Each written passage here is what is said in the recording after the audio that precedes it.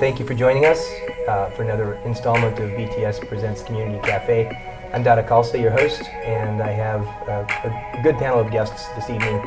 We're going to discuss homeless issues in the city of Santa Cruz and beyond, and we've done our best to get a representative sampling of people on all sides of the issue. So I'd like to start by interviewing each of you briefly to get a sense of your backgrounds.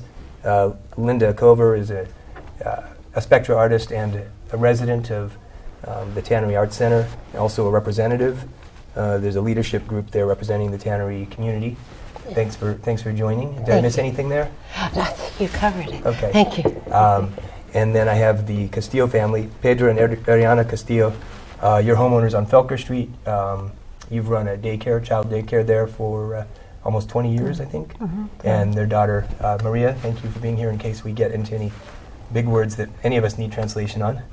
Mm-hmm. Next is Brent Adams, Program Director for the Warming Center and longtime community activist. And then last but certainly not least, Michael Sweatt, who is representative of the Encampment here at the by the Ross store. So I guess we'll start with you, Linda. What brings you here specifically? What message are you trying to get out? What's the impact of the homelessness and in the environment where you live been in these last few months? Well, I realize that the city doesn't have a whole lot of options, but I think that they need to get some courage and move forward with finding ways for people to sleep safely and in healthy conditions. The camp behind Ross, I pass there all the time, and I'm not living there, but I know that there's way too many people, and it's not a healthy community for the people. population is at what, 200 to 300? I don't know, honestly, okay.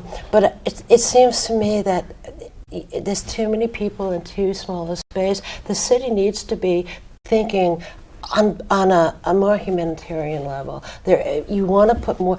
The River Street camp that was just down the block from us was a relatively successful camp. It has, I think, about 60 tents. Mm-hmm. There was showers. And there were eating areas, and it was clean, and it was a good facility. And as a woman, I've been on the street many, many years ago. That would have been a great place for me to go. Right, but they don't have was that. Only 60, and I think it was costing $90,000 a month. I understand, but you can get cheaper. Right. You don't have to pay top dollar. I also shop at grocery outlets, right. So I know that you can get good things for less money. So you can also figure out what worked, what you have to pay for that, and then what you can maybe negotiate. And with. so what? Day to day, what's the impact of living in proximity there? Has it been pleasant? Has it been unpleasant? Has it been a little of both? It's challenging, and this is why it's challenging. We have a lot of children. There's many reasons, but one of them, a lot of children going to school using the levee, and a lot of our kids feel intimidated. We have come across far too many incidents of drug use. We've had people on our own campus being extremely aggressive towards people going outside, our women who are walking the dogs in the morning, our children. We've had a huge increase in theft, a huge increase. And and this is hard for me because I've been on the street, and I know, but you can't put this many people, this small a space, with so little preconceived ideas of what you're doing. They just throw them in without regard for what you need to be doing. And I understand there's some debate as to whose jurisdiction it's under, because it's not clear whether it's city property or county property. Well, the city and county should be working together. Yeah. And by your perception, are they? Well, if in truth that is city-county property, then great, go forward with that. But the city and county, they shouldn't be doing these lines. This is mine. This is yours. This is everyone's problem. That's a good point. That's a good point. Yeah. And so, so Castillo's, what's the impact been? You've been there for 20 years on Felker Street, and that's for those who, when you come to Denny's there, it goes from there to the levee, and then there's a bridge that goes across to the Ross Encampment. So what's How's it changed in the last, how's it changed in the last few years? Well, we lived there for over 25 years. Mm-hmm. So when we first bought the property and we moved there, there used to be a paradise camp up the river behind the cemetery. Mm-hmm. So back then, the news went there to check it out to see what the impact was with the neighborhood. And then I didn't notice any impact. There was a few people walking by, and then there was no issues. Later on, Do you recall how many people were at the Paradise Camp? I don't recall. One time we went to visit, and then it seemed like it was well organized. Yeah. But then later, the pedestrian crossing the bridge got built. So when we saw that, we thought it was a good idea. Okay, now we have access to downtown. The neighborhood is going to be, it's going to be an improvement for the neighborhood. But what happened? Well, it was a negative impact. What happened is that later the homeless shelter was built, and then the one thing that I didn't realize. This is the Pat Rebelli, Services Center. Yeah. Okay. Yeah. So anyway, so one thing that I didn't realize was until later on is that on the one hand we have MLine providing services and then we have the homeless shelter on the other side. And you're right on the path. And then our street became, they call it a highway of Right. whatever. Anyway, so it comes down Emmeline, along Grant Street, yes, Felker, and then across the bridge. So our street became increasingly in foot traffic, issues with breaking in, feces on the street, garbage. The other thing is the sidewalk, it hardly gets used. Most of the people like to walk in the middle of the street. So then we have the issue where you drive in, people be down the middle of the street, at night, yelling, people screaming at each other. Right across from our house, there is an office complex. So it was a big issue, people sleeping there, trashing the neighborhood. On the other corner, there is McDonald's, and then there is a liquor store. So there is like a triangle where there are these services, and our street became that connects everything. And how did that affect your business for the daycare? Well, what has affected my business is that my wife, their potential clients, they come and visit the program. Yeah. So they love what my wife has to offer. She offers an environment where enriches the child's and enforces the child's emotional needs, and then supports the families, and then encourage to build build community among the families. So families, they come in and they say, yeah, we really love your program, but I'm afraid of your neighborhood. So she's losing customers because that the situation that when people go and visit the program, they see the street, right? So they don't see that the street's attractive. So in terms of numbers, what was the maximum capacity of your program, and where is it today? Right now, the maximum capacity, she's right now almost, let's say, like 90% on capacity. Okay, what's full capacity? Full capacity, it'll be 12 children each day. Okay. So she's close to 90. But the thing that we see is there's families that are losing, or the child, they're losing the value of the program has offered. I see. Just because the way our street has become the traffic. Basically, yeah. The other thing that we see is that there is needles on the street. There is drug activity happening, and I mean there's a lot.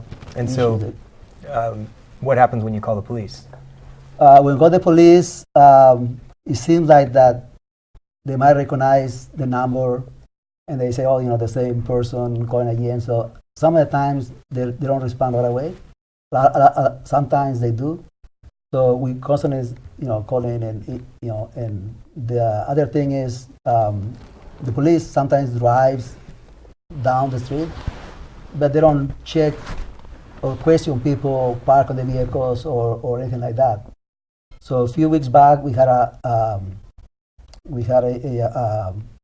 neighborhood meeting, and then we invited the police chief. Andy Mills. Yes. So he came, and then somebody else from anyway. So he came. So we told him our concerns, and then we told him that a lot of activities happen at night, and then so what he did is he went back, and then he told his officers, to enforce or to do more patrolling. So he gave us a report back that night when they went in, the police went and enforced that. They did some arrests. So they arrest some people, and some other people they flee out. Mm-hmm. So we So noticed has that helped? we noticed a change that night, but it's something that needs to be happening on a regular basis, not just one night Right. and then forget about it. It's something that has to be constantly checking. The other day, on the middle of the day, there's a car parks in front of our house. There's a hydrogen, a red zone. They park right there. There's two men that get out. They one has they're doing drug exchange. They have a bag of marijuana, and then I didn't see any money exchange, but they had that. They drove off, and then the other issue is vehicles parked on the street. Live there for weeks. We call police. We call the parking enforcement. They come in, they tag the vehicles, they remove the tags, whatever. Yeah. And then so the city is a big struggle for them. Yeah. To tow a vehicle that is abandoned, or it's a vehicle that is parked there, and then it's just, there is. So it sounds like it's been very It frustrating. is. So Brent, you've been director of the Warming Center for. I Yes. think my wife would like You have to. a little bit to say. Yeah. Absolutely. Quiero compartir algo también sobre que está impactando este cambio sobre la población de los homeless. I want to share something that's If you could speak happening up a little, with Maria. the population growing with the homeless on Okay. Felker Street. Okay. Esto ha afectado mucho a las familias que yo tengo en mi programa. This has really affected a lot of the families that are in my program. Algunas familias están diciendo que quieren que remueva el letrero que tengo sobre anunciar que se ofrece cuidado de niños. A lot of the families are suggesting that they want the sign indicating that it is a family home daycare center because they feel unsafe. Porque I don't understand that part. en mi programa tengo un sign que dice Children's Center, ¿no? There is a sign that indicates that is a family home daycare And the center. clients want that One of the family, taken Remove. down. Oh, really? Why? porque ellos no se sienten seguros, ellos tienen miedo, que ya hay gente extraña en la calle más activa. They feel unsafe because of the people that are trafficking And they Felker feel Street. and they feel that would attract That would attention. attract more attention. Okay. Y ya la calle no está segura porque meses antes nosotros salíamos a caminar con los niños, las maestras. In the past, we would take walks on the levee with the kids. Not anymore. Y ahora no más porque está toda la calle está sucia o hay personas que están usando inapropiadamente. So it almost sounds like you're a prisoner of your own home. in So some yeah, way with these now kids. we aren't able to offer what we used to offer that would add value to the program before. Thank you for sharing that. ¿Quieres So decir más? yeah, Brent, you've run the Warming Center and been involved in homeless issues for how long now? 5 years, and mostly pertinent is I have a business right across the street from them on Felker Street. Okay, so you've seen a lot of the We same. operate the day and night storage program twice daily, 7 days a week. Mm-hmm. So we are essentially neighbor partners with Adriana and Pedro, and we are seeing some of the same behaviors. Of course, what we're talking about is a spike because there's this encampment only, I think, maybe 100 yards away, and people walking to and from. There's a chain link fence that the city has put up along Ross to really prevent people from going down in that direction. So really, a lot of the people essentially are kind of forced to go in this easterly direction. Of course, the fence gets dismantled on a daily basis because people do have to go. But so yes, I operate the warming center program. It's been going successfully as a pop-up shelter. But the next step was operating a storage program to help reduce things that people carry. How many people is your capacity? Our programs are limitless in their capacity. We'll just keep growing. But in this situation, we have about 300 people who have used our program in the last 10 months. And we're about 250 people on our shelves right now. But we'll see only maybe 20, 30, 40 people through in 2 shifts through the day. Right. So people are coming off-site onto this property, and it's a challenging concept that we are bringing people from out of the area into the area. So we already get that, but we've been looking at this particular property on Felker Street for the last 2 years, and then they had many vacancies and they were losing tenants. So we proposed this idea that we would bring people. These are the apartments at the end? No, there's a little office complex across the street. Oh, right. That we would bring people. Central courtyard there, right? Correct, 150 Felker Street. Yeah, that was the for sale. agreement is that we told the landlord we will bring people onto the property in a very managed way, 2 hours in the morning, 2 hours in the evening, to help reduce the problem of that people are carrying all their stuff around. And in such a way, we would also begin to manage the property and try to clean up the street. And then our agreement is people who use our program, they can't be within 100 yards of the space when they're not using the program. So that we're trying to also have and right now the landlord, at least the people on our property, they no longer have to clean up poop or syringes or scare people away like they had been. So we're kind of doing that now. We've seen a decrease in these behaviors in the last 3 months, ironically, since the encampment is there, we would expect a huge spike. Now we're seeing, like Adriana and Pedro said, and Linda, that there's a lot more cars on the street, people inhabiting the cars, people coming back and forth. Of course, people are bringing materials back and forth. You would expect all of those behaviors, given that there's a 200-person encampment. There's not resources for these people, so you're going to see these, and so. But we're, at least for our business. But what we're really trying to do is, there's good news. There is an encampment being proposed. There's a new 4-person council. Some of the things they're going to be talking about soon is a declaration of true homeless emergency in our community, because clearly we're out of our league. Yeah. And many huge cities have done that across on the West Coast. And that enables them to spend money in a different way outside of the normal budgeting process and to explore new ideas. And some of the ideas would be talking about car camping program. We have hundreds of people in cars. And a transitional encampment operated by a nonprofit. You'll be happy to hear about this. Certified by the city according to some basic parameters. So we had a camp last year. There's a couple locations proposed? Well, my interest, first of all, is try to get the proper process engaged first, so that then we can talk about whether there are properties or not. But if you don't have a process, it doesn't really matter. So basically how to sort, how to categorize. what kind of nonprofit, what would the infrastructural elements be, how do you manage such a thing, what would the rules be, what's the community engagement, things like that. And what's the nature of the homelessness? I mean, there's multiple categories of people who are in the situation that it's not the same. Right, and what's the tier of admission process, and so lots of things that the nonprofit would be responsible for, that the city was responsible for at the River Street camp, and right now with the current encampment, there's no real true organization there, so it kind of just grows by fits and bounds as a kind of a living organism as it is. I would actually assert, as bad as it feels like it is a strangely good balance for the number of people in that encampment and the fact that there aren't any true resources. Also that there's so much rain pouring on it. When you go there, there is a peaceful vibe there. I go there every day. So that's my report. People don't have to agree with me. No, I mean there's been multiple reports. ranging from kind of an open chop shop with bicycles.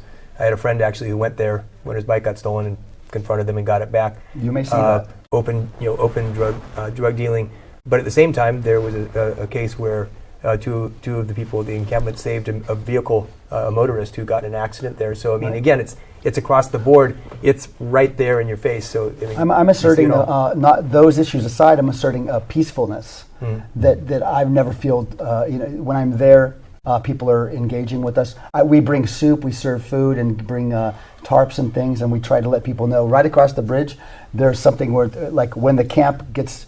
If they do remove the camp, we're trying to help that population. What happens to them when the camp goes away? So going back to the bridge, I mean, because the bridge seems like things immediately got worse for you when the bridge went in.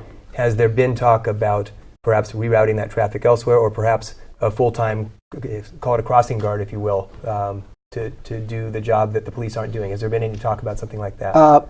One of the I've had a meeting with our neighborhood. So one of our thoughts was that.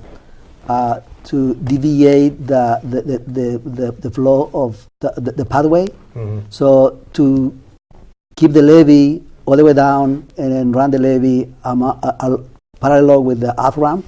Yeah. So by doing that, it can be a bike path where it runs behind the. Instead of down your street. Instead of down the street, behind the houses. Where it'll be right along the off ramp. And have you talked to Public Works or anything like that? We're on the process to do that. When neighbors we met, they had the sense that it's a big project. I don't think it is. Caltrans have money for safe streets, so the city and the state can work together, and then something can be built pretty quick. Okay. And I understand there's a fairly large sum of money, a grant that's coming in that has to be used within the next 2 years for homeless issues. Is there, maybe you can speak to what the restrictions are on that? Very quickly, it's the HEAP Fund, Homeless Emergency Assistance Program.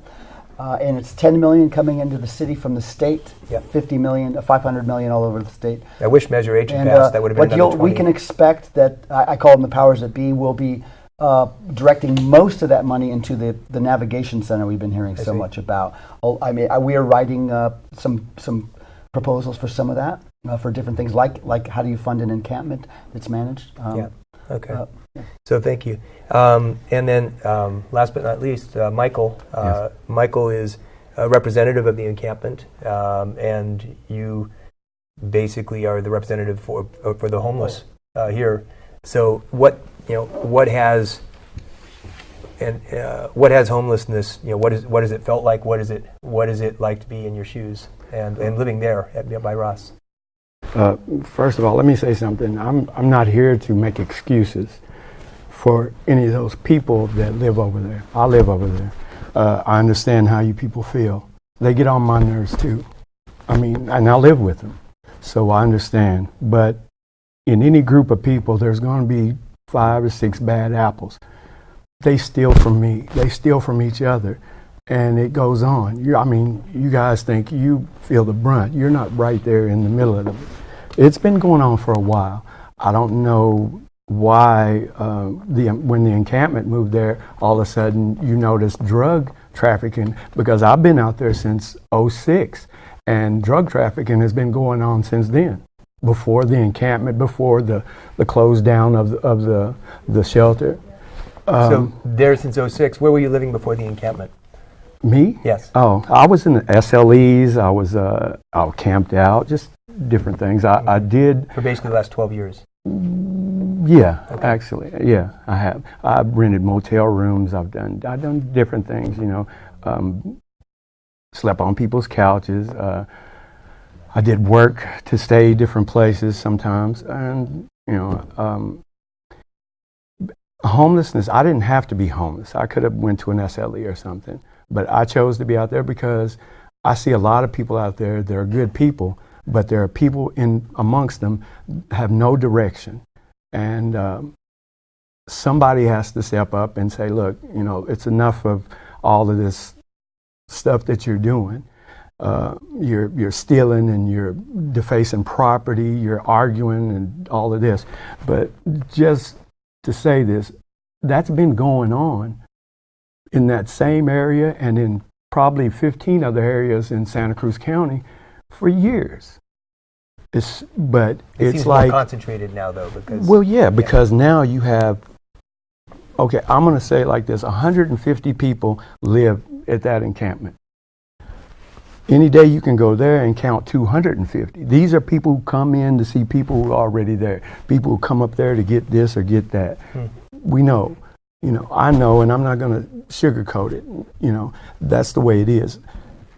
I try to tell people, hey, look, don't have this up here. Don't be sitting up under the lights using drugs making the in rest front of of us look people. bad, basically. Yeah, and you know what?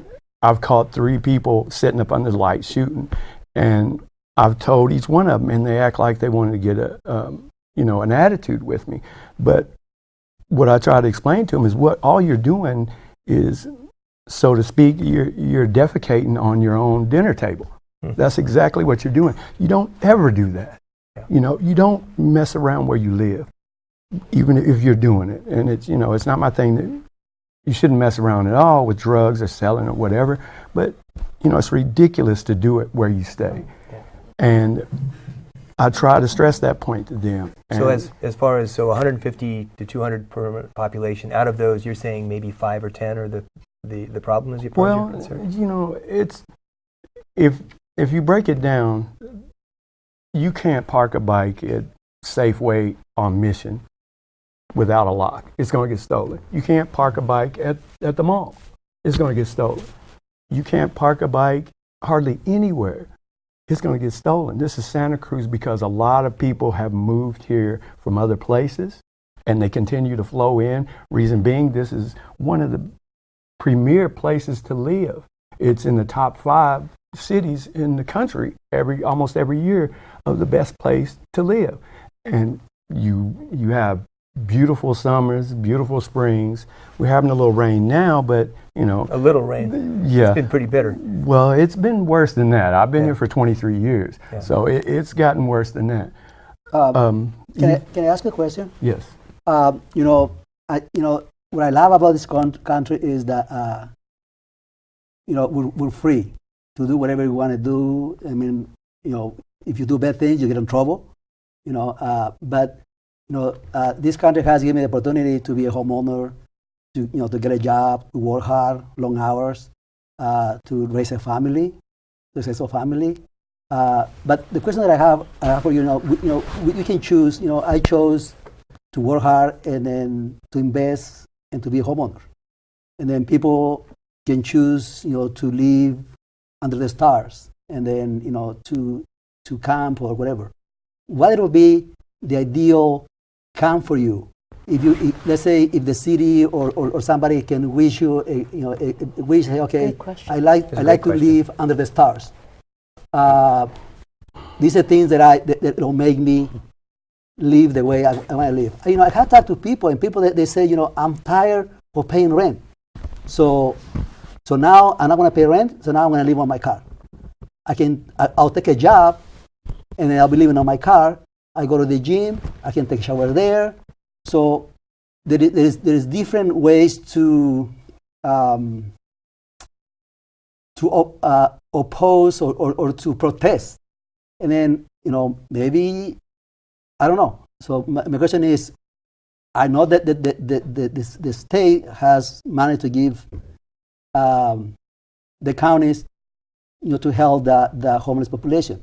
What I see is the question would be, what would that be? What would be ideal? Yes. And we're at the end of our first segment. So for the answer, and that's the perfect teaser, you'll tune into our next episode, I trust. We will be right back.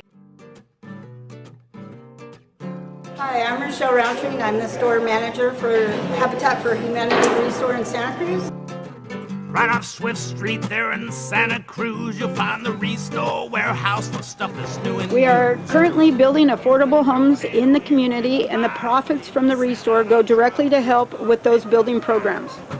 We got refrigerators and we got sinks, enough lumber and flooring to make a skating At the rink. Restore, we're always accepting items that are excellent condition, including furniture, building material, garden supplies, household items. If you donate, you get a 15% discount. We got cabinets and we got doors, another warehouse full of windows, and a whole lot more. So if you're doing some plumbing, we got your drain and all the tools to keep your house maintained. And we don't have puppies and we don't have frogs, but we got a wood stove that'll burn your logs. So come on down, walk around and stare. You're bound to find a lamp, a table, or that perfect chair. All the funds that we raise goes towards building houses for people who otherwise couldn't afford a house. Now if you want to donate, it's educating the community about where their money's going. Lend a hand or polish a mirror. You can call us at 824-4704. You'll make the tax man cry and we'll even come to your door. We're on Sweatt Street, Tuesday through Sunday from 9 a.m. till 5 p.m. Our telephone number is area code 831-824-4704. Welcome back to the second installment of our February Community Cafe. We are continuing the discussion on homeless issues in Santa Cruz. And the question on the table that was asked, which was an excellent one by Mr. Castillo, was if there could be the ideal shelter or the ideal way to sleep under the stars, what would that be? And that was asked to our homeless representative, Michael. So what's, you had some time to think about it. What's your answer? You asked me what would be the ideal encampment for Who's Michael? for the homeless. One, if I could answer that question, it probably wouldn't be a whole lot of homeless out there. This is the beginning right here. If I feel like that, if the neighborhoods that are complaining about this and that, if you would talk to some of these people that you see out there, most of them are harmless. I mean, they might look like they about to, fly off the handle, but most of them are harmless. Communication is the thing. This is where it starts right here. There is no perfect place to sleep under the stars, because if it starts raining, then you're wet. It's no perfect place. It's a struggle out there. It's a struggle for the people who's out there, because some of them are out there because of health problems, and they lost their job, they lost their homes, they got strung out on prescription drugs that were prescribed to them, and then they were kind of cut off, and then all of a sudden, now you have your heroin addicts. And there's plenty of them out there. There's people that die out there on a daily basis and be brought back to life right there in front of my face every day. And I hate it. I hate it. I wish they'd stop. But this is something that is bigger than just us. It's bigger than everybody. And the only way to defeat something like that is communication amongst each other. I know sometimes it's hard to talk to some of the homeless people, because I try to do it every day. Believe me, I do. And I try to tell them, look, respect the people that live around you, because this might be the last place that you can go. A lot of these people don't care. And it's, that's just how it is. You get a group of people from all different places in this country. That's what it is. I'm from Kentucky. There's people from Tennessee, Georgia, back east, New York, New Hampshire, people from all over this country, and they gel together because of the climate and everything, like I said. And it's hard to try to keep some kind of order when you have so many attitudes and East Coast people, Southern people. Everybody has a different demeanor, and sometimes they clash. And it causes problems. So I think, what's your response? What I was saying is that maybe my question wasn't clear, or but anyway. So what I want to say is that, so what I heard from you saying is that maybe encampment enforcement. If the people are not getting along, or somebody can enforce it. And then you said that if it'll be the ideal, then it'll be no homeless. What I was saying is, homeless is people that they chose to live in a tent, or they chose to live without in a building, in a house. Yes. I remember when my child were younger, we used to go camping. Right. And then that's we used to go for a weekend or for a couple of days. Sleep under the stars in a tent. It's dry. There were times where it rained, and then longer. We would stay dry. We enjoyed that. Cooking outdoors and stuff. That was a lifestyle that we did for 2 or 3 days, and then. But not 2 or 3 years. But not 2 or 3 years.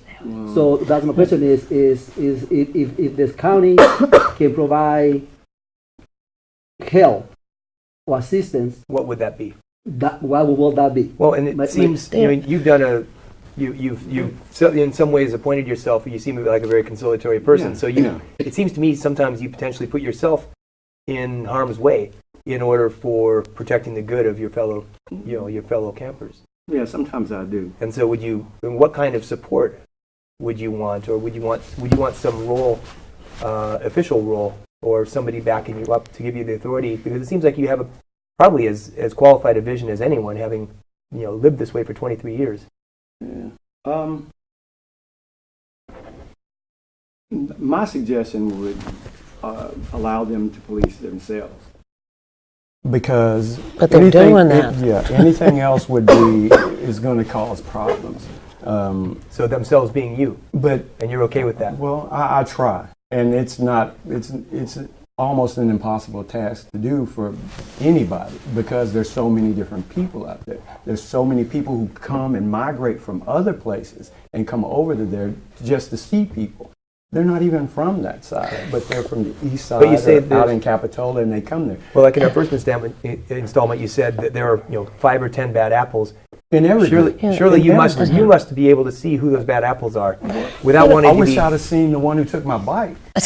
And I've had like 3 or 4 taken, a couple of phones stolen. I've spent probably $3,000 on phones this past year and a half because phones getting stolen. Can I respond for 2 different ways? One, for the time many years ago that I have been homeless as a woman, the idea of having supervised camps where you have a shower and you have access to a clean space where it's not threatening is really valuable to me and children. Right. Okay. 2, how many children are there in that camp? Children? Not very many. I haven't seen any children. So, keep going. Okay. Well. Just as a woman, I can speak. Okay, that would have been lovely for me. A supervised camp, Okay, not self-supervised because it's men who do that. Okay. Then the other part is that I need to speak for the tannery now. That was me. The tannery. I have, and we have, as members of our tannery, have come over and brought soup and brought and warm clothes and sleeping things, and we have done this. We are trying to reach out, but we have had so many issues just for being neighbors that it's upsetting to people who live there. We have almost 300 people. We've had people had their livelihoods literally stolen from them, their tools out of their cars. They've had people, we've had threats to our children who, and actually things said to them that never should have been said to them when they've gone on the path by the levee. The levee is no longer safe feeling to any of our families. So you're saying self-policing doesn't work? It doesn't work, and I'm just saying, in this particular case, if I was a woman in that camp, I think I'd feel uncomfortable. I would want there to be some kind of supervision, nonprofit supervision, and you're some kind of management. And I'm seeing some disagreement there. You wouldn't, if you were in that encampment as a woman, you wouldn't have a thing to worry about. One, I do not allow that. If I hear somebody but you don't know everything that's happening. Can I please? Yeah, this is good. I don't allow. I hear people arguing over there, and I'll come out and I go to their tent. Hey, look, we're not going to have this here. Are you an unofficial director? No. I just stepped up and started to tell people, hey, look, you can't do this, you can't do that, because what you're going to do is you're going to kill this place that we have here. This is the last place. They move you from one place to another place. Now you're here. Right. Okay, where do you think you're going next? You know, and for people who are from Santa Cruz, I can say that they don't want to be moved around. But like I keep saying, it would be a perfect world if we could all live back then when you guys are talking about when you went camping and everything. But this is 2018, 19. Things have changed drastically since the 60s, 70s, 80s. I mean, I'm 54 years old, and I know exactly what you're saying. But it's not our generation's attitude. It's the generations that came after us. It's their attitude. And this is what you have to do. You have to change their attitude. Okay. What's changing? I don't know. The same people that were doing it in 2008 are not the same people doing it now. It's a whole different. You know how Santa Cruz moves. I'm not running that comparison. I'm just talking about the impact on our campus. No, but I understand that. But you keep saying back then, or when back then a secure encampment would have been out of the question. Okay, but that's back then. So that's back then, though. Now, you can't live. We can't live in the past. Huge increase Right. in thefts. Right. And aggressive behavior. So I think was there not a huge increase in 2010, 2011? We've only been there 10 years. Okay. Well, Brent, that's 9 I think years. Brent has That's 9 years. Brent has some insight because you've done some studies on the ways that different systems and programs are set up. So do you want to speak to that? And what was your research? I did a lot of my own experimentation with homelessness through my life. I slept outside a lot. I slept in a treehouse and a bus and in the woods, the Pogonip and the De La Vega. But after Occupy Santa Cruz, a lot of us got to see 2 solid months of people sleeping without any rules. And then after Occupy Santa Cruz disbanded, that was 2012. Yeah, that was by the courthouse over there. Yeah. And then I went on a West Coast tour. I discovered on YouTube there were all these managed encampments. What does managed mean? So I went to Eugene, Seattle, Portland. Here we're operating a little bit from, with our blinders on about what is possible. And it turns out all kinds of things are possible in terms of managed encampments. What we call them is the transitional permitted encampment. They don't exist really in California. Transitional permanent encampment. Yeah, permitted. Permitted, okay. I'm sorry, permitted encampment. And what it is it's a balance. So we had last year was a 3 layers of security encampment produced by the city with the chief of police designing the sort of security concept. People would come and go. Well, that's kind of an extreme version where you really can't have anything go bad there because there are security guards and around the clock. Yeah, around the clock. What we're talking about is something that has been existing for over 20 years, but in the last 10 and 7 years in Eugene. Successfully? Successfully. In fact, there's a lot of data now. They're evidence-based, best practices, to the point where, so what it looks like. Yeah, what does success look like? What people move out of transitional encampments faster, better than they do than almost any other homeless concept in the country. We're talking, they say, right now we're all in the housing first paradigm. But the problem with the housing first paradigm is there's no real funding to produce housing for people who sleep outside. So all of our programs are supposed to have this housing first sort of concept, whatever we do, and put people on the pathway to housing. But there is no housing. So we're looking at new alternatives, and some of the new alternatives are, like if you and I were to become homeless, we would need some of the basics: safe, clean, safe, dignifying place, hygiene. And when we let people manage themselves, you end up with the most dominant person running the situation. Lord of the Flies. Yeah, so what we're encouraging is the city or a county creates a permitting process for a nonprofit to operate it. The city doesn't operate it. The police don't operate it.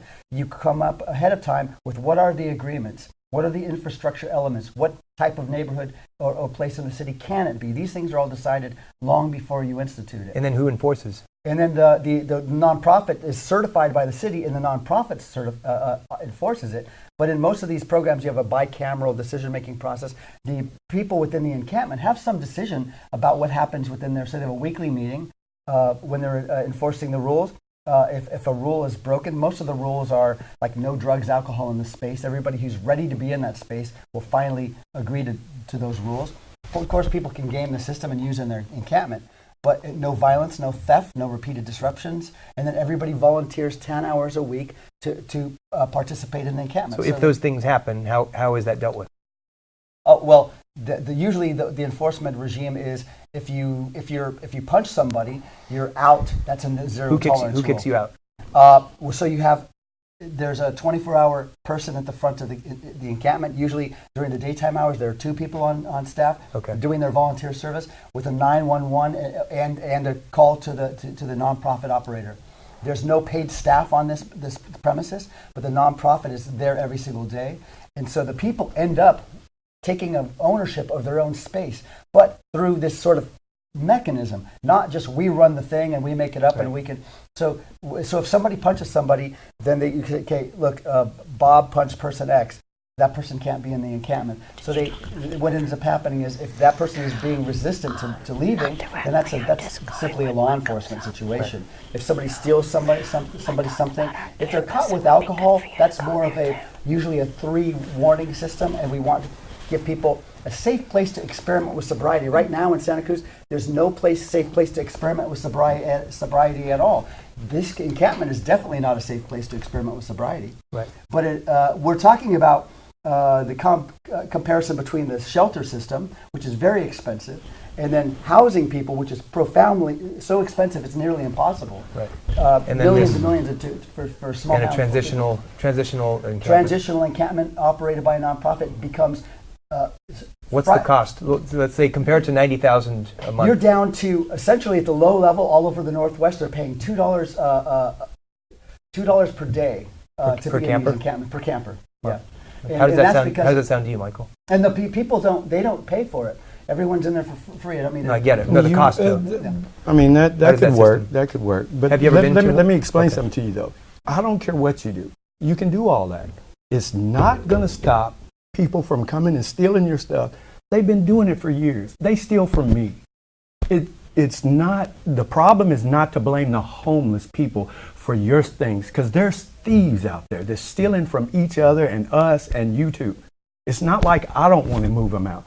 But when you have this many people in this town, because like I say, people come here for that because they know they can camp out all year long and not have to worry about just maybe a little rain. But it's summer-like weather here.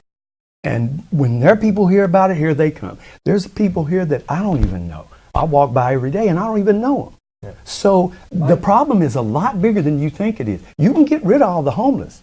But let me tell you something. That is not going to stop not trying to all do that. No, I'm not saying. I'm saying you can move them to another area and set up a great place for them to camp. You can buy them land out there or somewhere in the mountains and put them on a reservation or something out there. But let me tell you something. It's not going to stop what's happening in this town because there's thieves here and they're not directly connected to the homeless. They just hang out. They're amongst. And they get around like that. Like they steal from us. So it's not a fun thing, but it's something that needs real work. And I don't, to me, you're asking for a miracle. You're asking to take a whole bunch of people and make them all think the same. Not going to happen. Half of them don't even think. We have half of them don't even think. We have a new guest who's arrived, Yasmina. Porter, thank you for joining. You're also resident of the Tannery and basically representative of kind of the task force that's dealing with these issues. Yes, care to weigh in? I would love to. Thank you all for. I was really appreciating both of what you were sharing there. There's a number of businesses at the Tannery as well. It's a live workspace of the residents. There's like hundreds of businesses that are there, including the theater. There's the Arts Council there also, and a lot of different businesses, and they've all elected this body to represent them. So I'm the leader of which that she's a part of it. And I think Linda and I both have been homeless. And so we're certainly, it's not like a NIMBY thing that's happening with what we're asking for. We're looking at not in my backyard. We're not trying to get rid of all homeless people. What we want to see is something like what was happening at the old River Street camp, where there's supervision, management, like you were mentioning, respect. and respect. And that way that people, like what happened with me and Linda, that people can get support to move into the different areas that are dealing with the main issue. I'm going to drop a bomb here. The main issues that has to do with mental health, lack of housing, and drug addiction. Right. Those are things that are funded by the state and the county. The city and our police chief, he was funding that, that $90 a month $90,000 a month camp, and it worked wow, but the problem was the funding, so I was really interested in what you're saying. But the point is that for us, our stance is this. We have 3 things that we're really, really pushing for, and we're looking to get behind anybody who's looking to do these things. First of all, we actually care about the river. 70% of the drinking water for this county comes from that river. We've seen a lot. We've got a lot of documented photos of human feces, needles, all kinds of stuff, garbage. You know, this is everybody's water, including the people there in the encampment. So we want to see it obviously moved further off the river. Any kind of encampment that's going to happen shouldn't be going into our drinking water. It's like, you know, if you share a house with your kids, you don't want them to poop in the well. You're not trying to get rid of your kids or your family or your brother or sister, but we're just talking about, you know, so we want to move that back. We're looking at wanting to support them to get the right, I don't know if it's United Way, nonprofits, who to run it and supervise it, but the camp that they had before there was excellent. And finally, also enforcement. So once people get that support and they get those resources in place, they can be hopefully transitioning them into, you know, good beds at nice places that they haven't built yet. We don't have beds, but, you know, at nicer places where they can transition into housing, transition into rehab, you know, transition and getting therapists and mental health support. And some people are just thieves and criminals, like you said. Absolutely. Some people are just thieves and criminals, and they need to get transitioned into jail. I love that. So what I love is, I think what I love best about this panel is I have people from all walks, and I'm seeing more heads nodding than shaking, and that's a great sign. I think one of the things that Pedro had a suggestion is also just looking at the routes of traffic. So, you know, your house is on Felker Street, which is basically the direct path between you know, human services and essentially the encampment and the homeless shelter. And you suggested perhaps working with Public Works to reroute that pathway. Do you want to? We touched on it briefly, but do you want to elaborate on that? Sure. The one idea that we had, we had a couple. And I think, by the way, this could be applied as well for the foot traffic problems and the issues. So basically, just having a civil engineer really assess this, because a lot of it's just friction. You know, you move 10 feet and you're in the middle of the road, you'll get hit by a car. Move 10 feet to the side, you're on the sidewalk.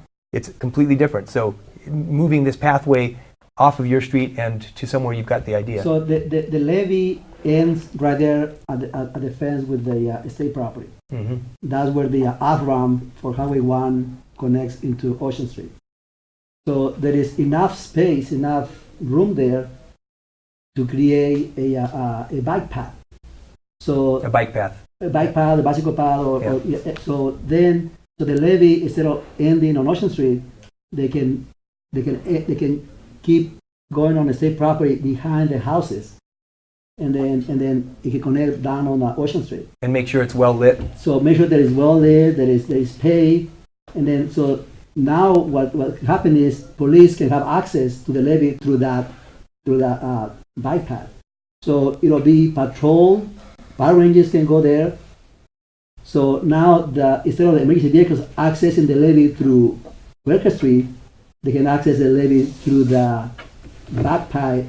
So it almost seems like we're proposing a new layer of basically civil planning to address the realities of homelessness. I think there's over 40,000 people a night in the homeless shelters in New York City. I mean, this is not unique to Santa Cruz, but and it's not going anywhere soon. No, well, so, you know, we have at that. We also have enforcement. You know, layers of enforcement. I think, you know, it's a huge thing to separate the tendency to just lump all homeless people are the same. I mean, certainly I can't see Michael being one of these guys that's creating the issues. In fact, he's part of the solution.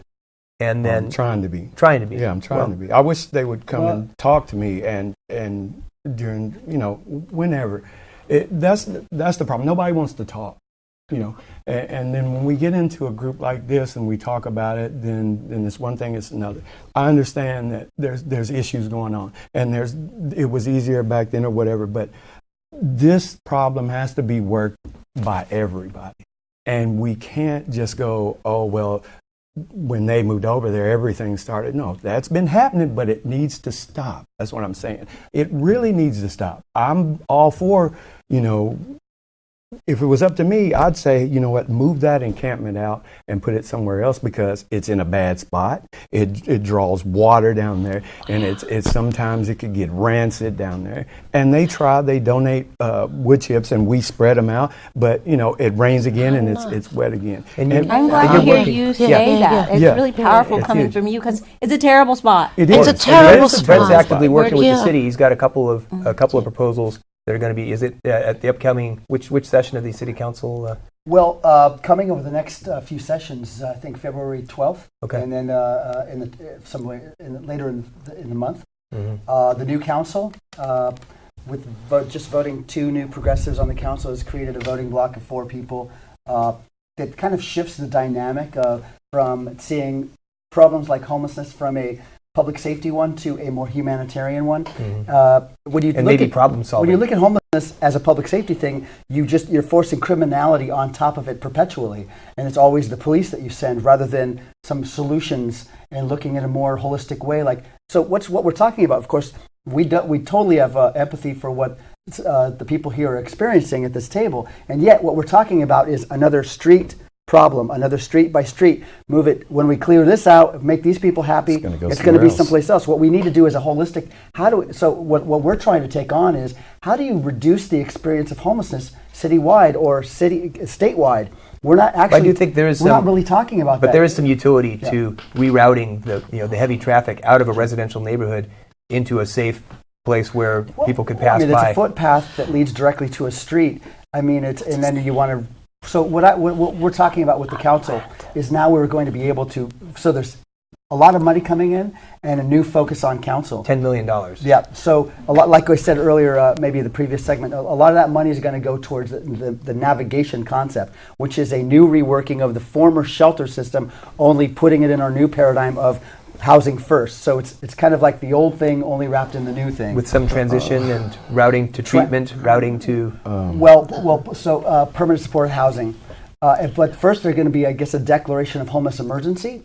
What we've done so far in Santa Cruz is declare a shelter emergency only insofar that they can receive the $10 million, but then they ended up reducing the number of shelter beds after that. So that's a painful irony. What we're doing now is declaring a state of emergency so that we can do some novel things now. And I see a head shaking here. Well, it's just, if you want to go to the origin of the problem, it's you get every time I hear somebody say, we got money or funds coming in for this or that, and then there's nothing. All right, they made the encampment. Where's it at? Why aren't the people who built that encampment or put that encampment up and then took it away, why aren't they here answering questions? They're not. See, who started that, though? How did that start? That everybody I have went no there. idea. I have no idea. My understanding was that that was the only place left that you could go without getting a ticket or something. Well, since then there's been the decision by Supreme Court in Idaho. Right. So now they're not allowed to ticket you. Right.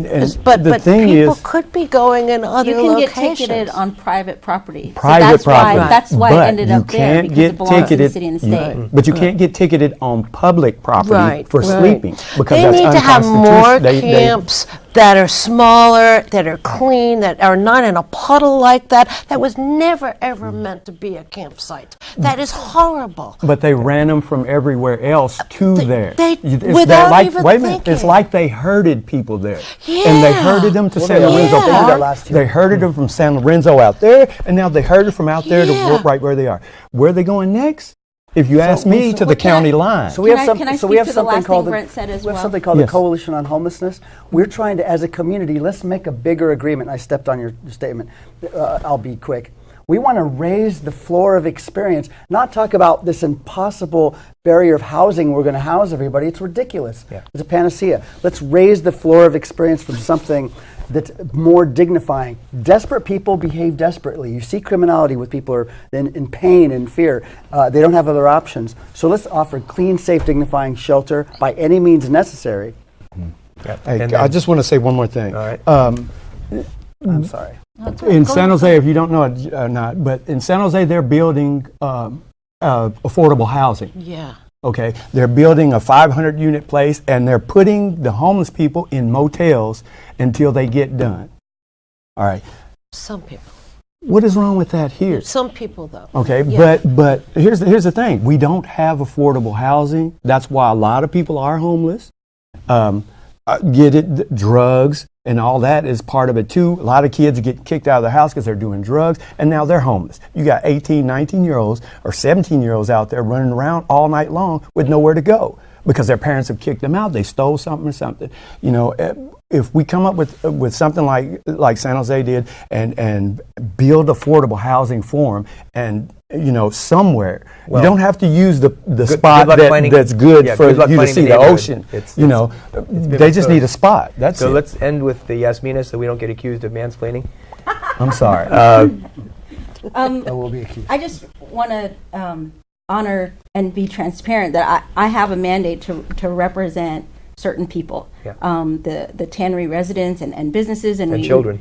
And children, and we've just united again with Felker Street and the Watershed Council to really focus on defending the children and the river. So to that end, I want to just respond to what, is it Brent? Mm-hmm. Is that your name? I look forward to talking to you more.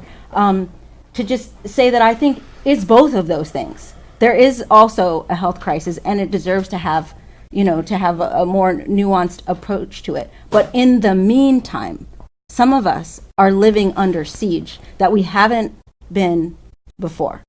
You know, some of us, and me, myself, personally, I've had my car broken into twice, not just broken into, but like I can watch on the video because there are video cameras everywhere. They're in my car. They're hanging out in there for hours, going slowly through everything, you know. And no one's doing anything. And no one's doing anything. And that's not the worst of it. I think maybe you've already said people who live at the tannery, $200 to $300 away from living on the street already. Yeah. We were low income. You know, many of them were just barely hanging on and couch surfing and so forth before we got into the tannery. So we have neighbors that many of us, including you, have really suffered a big economic hit. It's live work spaces. So a lot of us have lost a lot of money and so that's another thing. Just in the short term, we'd like to see more security, good security. I heard Panther security is good. And if some kind of monies are coming through that can help restore some of the losses for people that their car was stolen or their business means were stolen or losing business and so forth, to help restore and revitalize the community for everyone. Yet again, we're out of time. We could probably do 50 more of these episodes and still not have a solution, but hopefully be a little closer. Thank you, each of you, for joining. I appreciate each and every one of your sharing your experiences and ideas for solutions. Let the conversation not stop here. Thank you as well for joining us, and we'll see you on the next episode of BTS Presents Community Cafe. Thanks for watching the BTS Presents show.